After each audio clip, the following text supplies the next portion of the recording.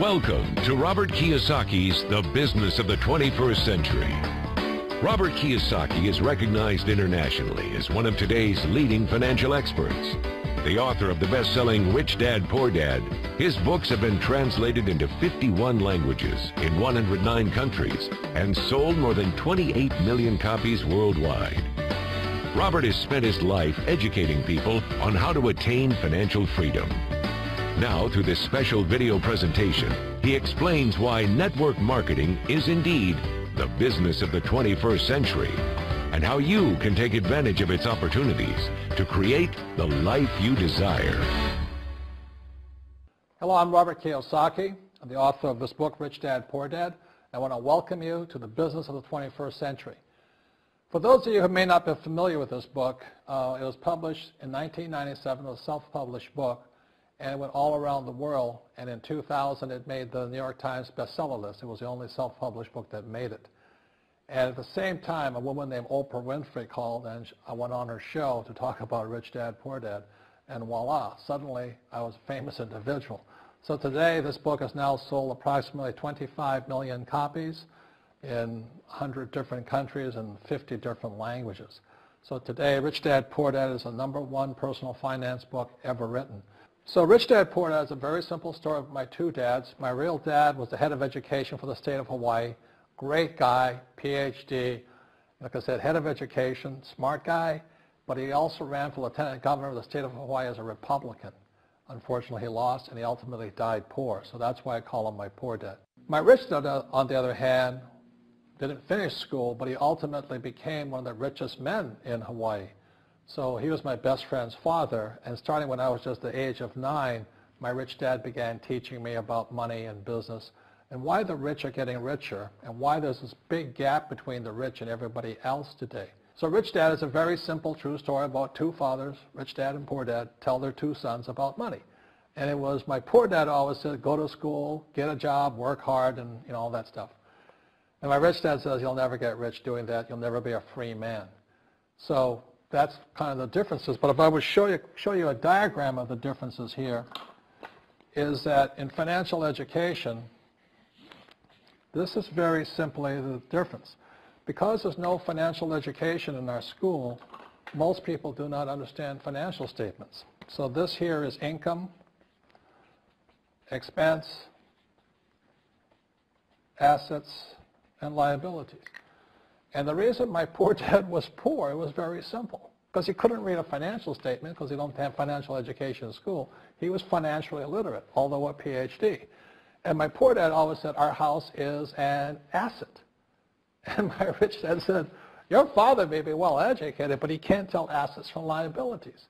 So very simply, my rich dad said to me, assets, whether you work or not, put money in your pocket. So when a banker looks at your financial statement, the banker looks at this and says, oh, you have assets and you're putting money in your pocket.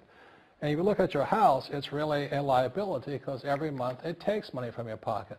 Now I can hear people say, well, it's, I don't have any debt on it, but still every month you have insurance, you have upkeep and expenses to it. So very simply, the reason I'm a rich man today was I knew the difference between assets and liabilities. And I get richer and richer because every year I add more assets to my balance sheet here. And so that's one of the biggest differences. And as my rich dad often said to me, he says, son, my banker has never asked me for my report card. My banker wants to see my financial statement because it's your financial statement that shows how high your financial IQ is. How smart are you with money? If you're very smart with money, the banker will give you as much money as you want because you know how to make money with money. If you're not very smart about money, all the banker will give you is a credit card and a home loan. So those are some of the differences between my rich dad and my poor dad. And if you stay tuned, you'll find out how you too can create assets instead of liabilities. Because if you're going to survive in the 21st century, you need more assets than liabilities. The next thing I want to cover with you is one of the most important lessons my rich dad gave me, and it was called the cash flow quadrant. And what my rich dad explained to me is that there's 4 people in business. One are E's, employees. S stands for small business, self-employed, or specialist. B stands for big business, and I stands for investor. And the thing of note here is that most people who go to school are programmed for the E and the S side. For example, it was my poor dad who always said to me, son, go to school so you can get a nice, safe, secure job. And so my poor dad wanted me to be an employee. And since the time I was a kid, get a safe, secure job, steady paycheck, and benefits. Okay? I didn't want to be an employee. And I said, Mom and Dad, I want to be a rich man.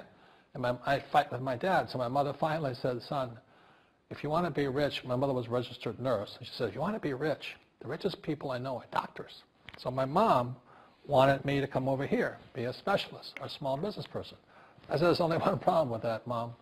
Doctors are really smart. And she says, you got a good point there. I'm not going to be a doctor. So I went to school. I have a Bachelor of Science degree. I can drive ships and I can fly planes. I flew for the Marine Corps.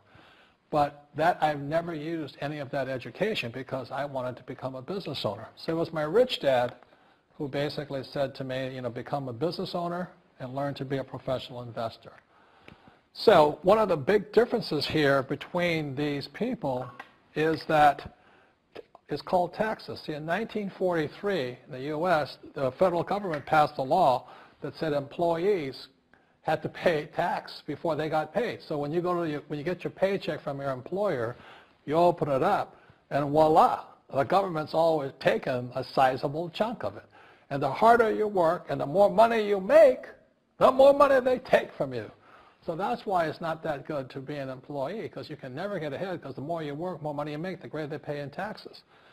Now, the doctors and lawyers and attorneys, accountants were all laughing, saying, oh, these guys, they're getting paying a lot of taxes. So naturally, the federal government changed the laws again. And so in 1986 in the U.S., a thing called the 86 Tax Reform Act, and it basically took a lot of the benefits away from people who are self-employed, small business, doctors, and lawyers. So today in America, unfortunately, these guys pay the highest percentage in taxes.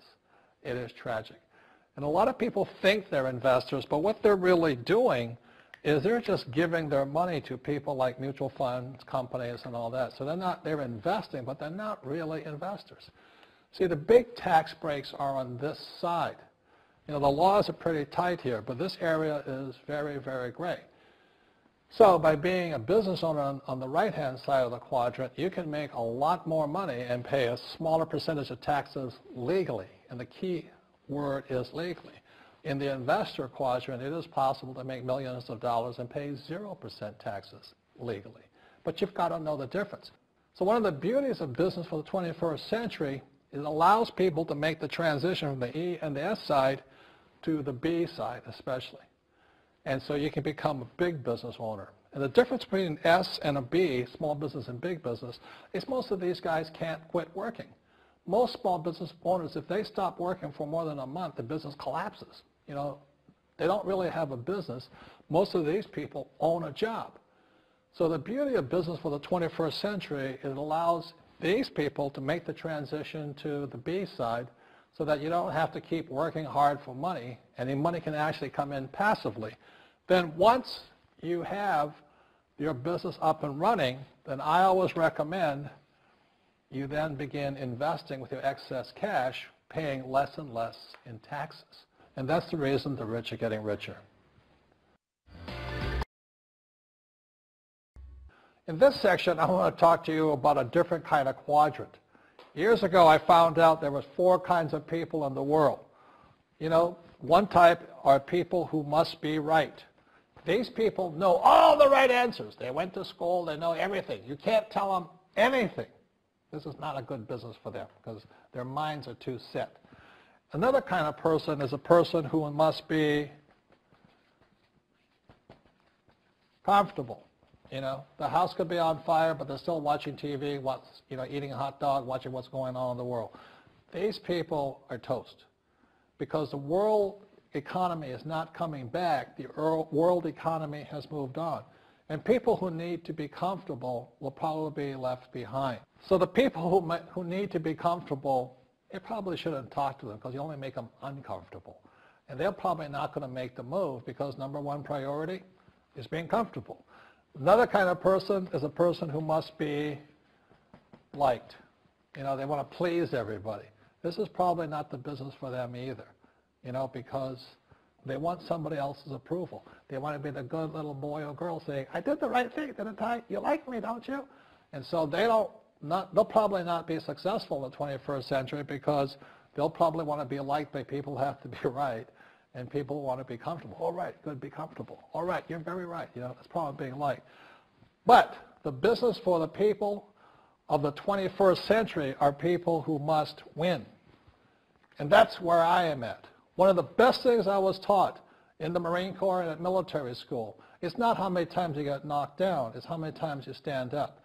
When somebody knocks you back, what do? Oh, you hurt my feelings? You'll probably not be successful. The world will probably pass you by. Because as I said, the world economy is moved on. It's not coming back. So winners will win. But winning takes sacrifice. Success takes sacrifice. And these are the people who will do best in business of the 21st century. So when you're talking to people, about this business, you have to look at them and ask yourself, is this person really just going to be liked and they'll tell you what you want to hear? Or they're going to argue with you because they know all the right answers? Or they're going to get very upset with you for disturbing them? So what you're looking for in the network marketing business are people who want to win. People who know the economy has moved on. You'll find every race, gender, age, and background in network marketing. But what they really want to do is they want to win. It really is a true playing field in the world, but not for these people. These people will be left behind.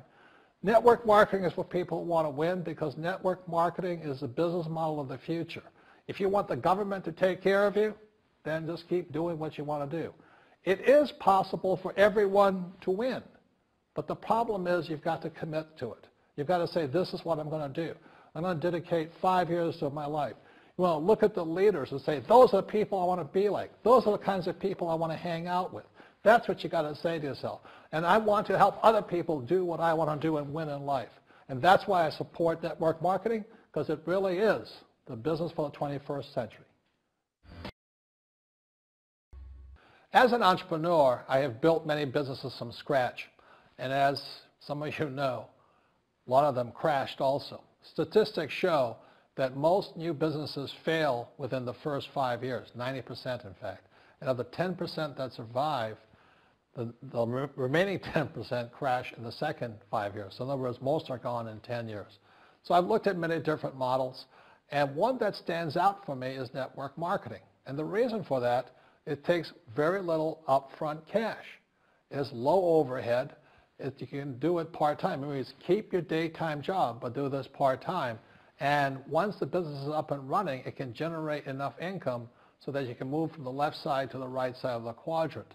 So let me tell you about my introduction to network marketing, because I had a very closed mind to it. Since I can build my own businesses, I said, why do I need a network marketing business? But about 15 years ago, I have a good friend. His name is Bill, and this guy is the best real estate investor I know. He has tons of assets in here. So I said, Bill, why did you start a network marketing business? And his answer was very simple. He says, it's my way of helping people.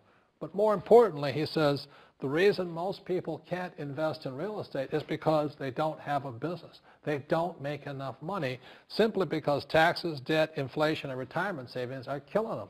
They cannot even invest. So my friend Bill, who is a professional real estate entrepreneur, he says, I started a network marketing business so the people that worked with me could start their own business and then invest money with him. So with that, I realized then that network marketing wasn't about making money, but it was about helping people to help other people make money so they become financially free. So the beauty of network marketing, I said, like it's very low entry point, doesn't take much money, you can do it part-time. And where you profit is in most big corporations is they spend millions, sometimes billions of dollars in advertising. So rather than give that money to advertisers, network marketing depends on building a network. It's called word of mouth, like you recommend a movie to a best friend. So really, the reason I support network marketing, because it's not about selling. It's about people helping people build assets in the asset columns, becoming business owners, and then becoming investors, rather than going through all of this here, which most E's and S's go through.